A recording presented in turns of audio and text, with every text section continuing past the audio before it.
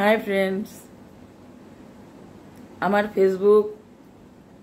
ফেসবুকের মধ্যে যত ফ্রেন্ড ফলোয়ার ফ্রেন্ডস আছো সবাইকে আমার নমস্কার, আন্তরিক শুভেচ্ছা, ভালোবাসা। সবাই ভালো থেকো, সুস্থ থেকো। তো আমি কিছুদিন আগে আমি তোমাদের কাছ থেকে একটা ওপিনিয়ন নেওয়ার জন্যে একটা ভিডিও ছেড়েছিলাম যে আমি আমার জীবনী লিখব, তা তোমরা কে কি বলতে চাও আমাকে কমেন্ট করে জানাবে। সবার মানে মানসিকতা। কিন্তু আমি মাত্র 3 জনের থেকে কমেন্ট পেয়েছি যে হ্যাঁ আন্টি করো, বা হ্যাঁ কাকিমা করো, বা আমার ছেলে মেয়ে সাপোর্ট করেছে, হ্যাঁ মা করো, তো লেখো। তো যাই হোক, আর আমার বন্ধুদের কাছ থেকে কারোর থেকেই কোনো কমেন্ট পাইনি।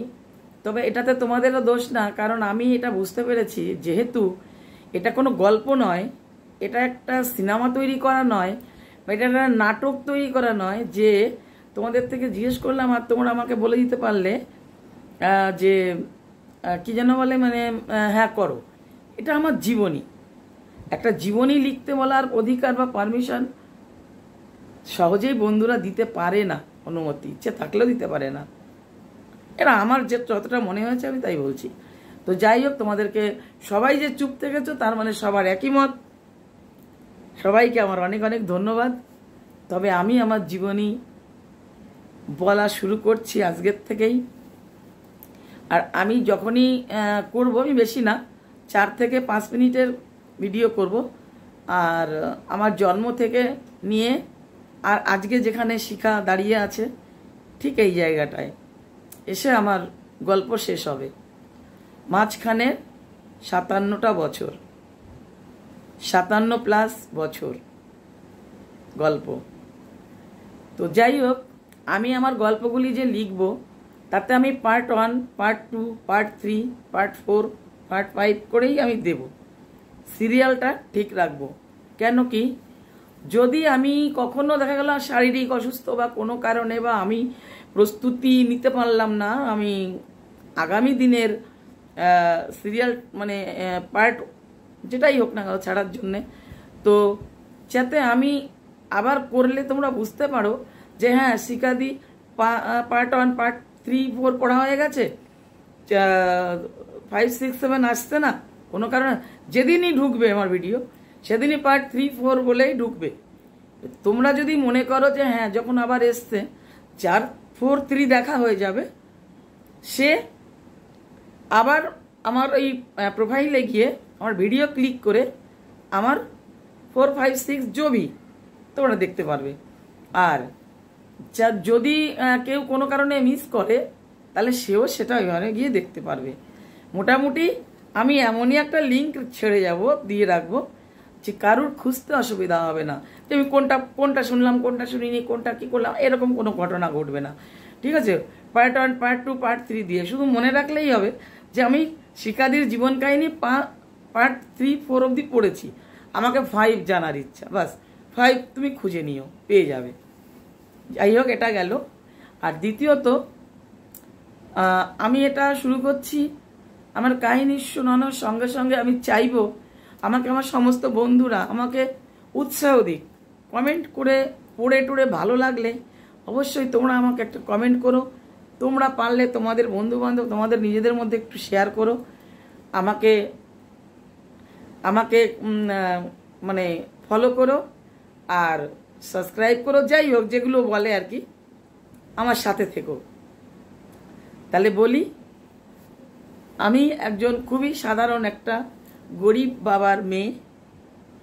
আমার জন্ম হয়েছিল 1967 সালের ডিসেম্বর মাসের 10 তারিখে। আমি জন্মগ্রহণ করি আমার গ্রামের বাড়িতে।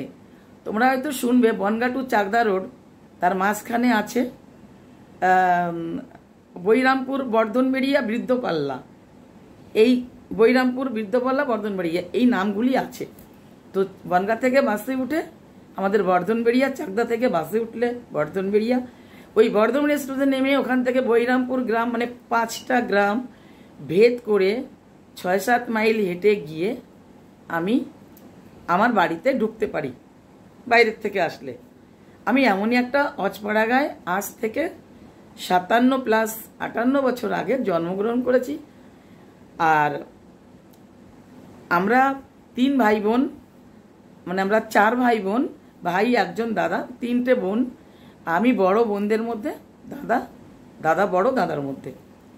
তো আমি জন্ম নিলাম, ঠিক আছে। এর পরের অংশে আমি 3টে বছর পেরিয়ে আমি আবার তোমাদের কাছে ফিরে আসব সেকেন্ড পার্ট নিয়ে। তবে এই পার্টে একটুখানি কথা আছে, যেটা আমার মা বলেছে, আমি শুনেছি যে আমার মা বলতে, আমার বাবা, আমার এখন তো মানুষ চোখে লেন্স লাগায়, তো পয়সা খরচা করে লেন্স লাগায়, চোখ ঘোলা করে, সি কালার করে, অরেঞ্জ কালার করে, অ্যাশ কালার করে।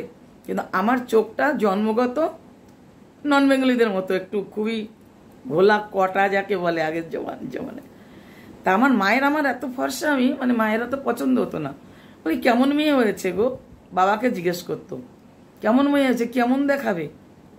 তা আমার বাবা এইটুকুই বলেছিল যে রেনু তুমি চিন্তা করো না, তোমার এই মেয়েটা দেখতে খুব সুন্দর হবে আর খুব ভালো মেয়ে হবে, এইটুকুই বলেছিল। তা আমার আগে এক দাদা ছিল, আর তারপর আমি হয়েছি। আমার পরে আবার আমার আরও 3টে বোন হয়, একটা বোন যদিও বা থাকেনি, কিছুদিন বেঁচে মারা গেছে।